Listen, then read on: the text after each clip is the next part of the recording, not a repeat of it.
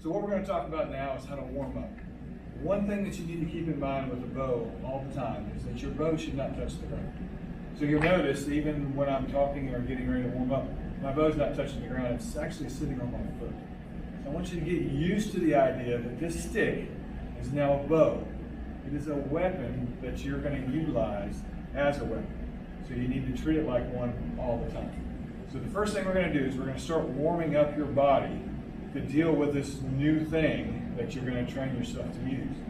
One of the things that you haven't had to do so far is probably focus on the flexibility of your wrist and the strength of your forearm. So we're going to do some work around those types of exercises to help get your arm ready. So the first thing I want you to do is just grab the center of your bow, hold it out in front of you, and then you're simply just going to twist your wrist as far as you can one way and then the other. There's a couple different reasons that you want to do this. First of all, it helps your flexibility in your wrist, and as you get older that goes away, so it's better to develop as early as possible.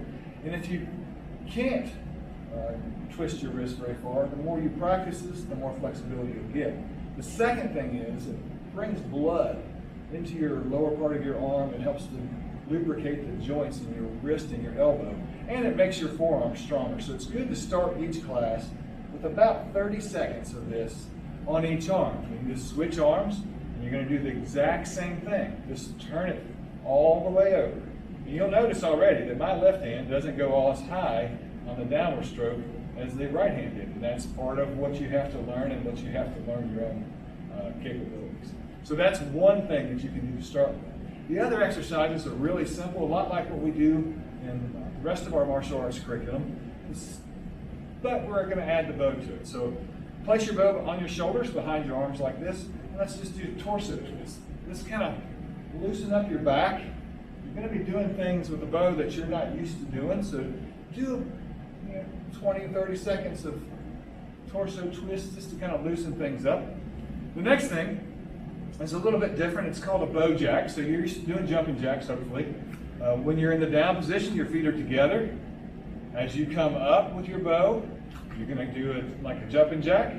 You're going to come back down, and then go back up. And you do 15 or 20 of these just to kind of warm up your body, get your blood flowing.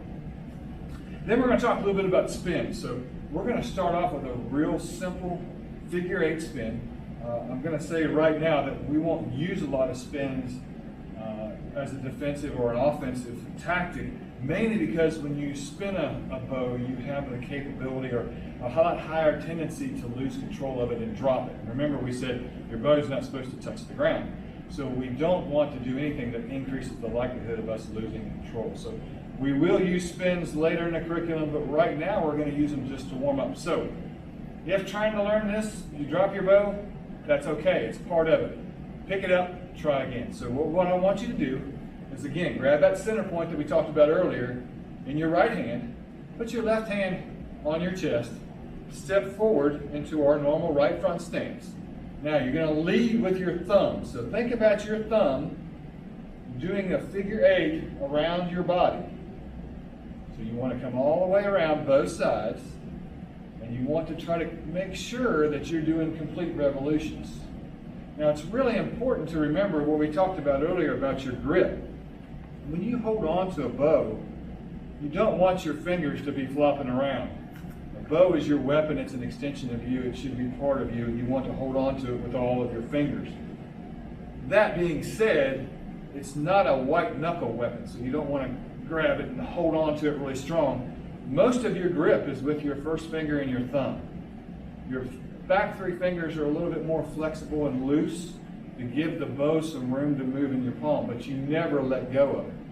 So when you're doing your figure 8 spin, you might notice that the bow gets a little bit loose in your hand, especially when you're coming to the opposite side and going down. That's okay. Just don't let your hand come off the bow. Don't let your fingers stick out. You want it to be on the bow at all times.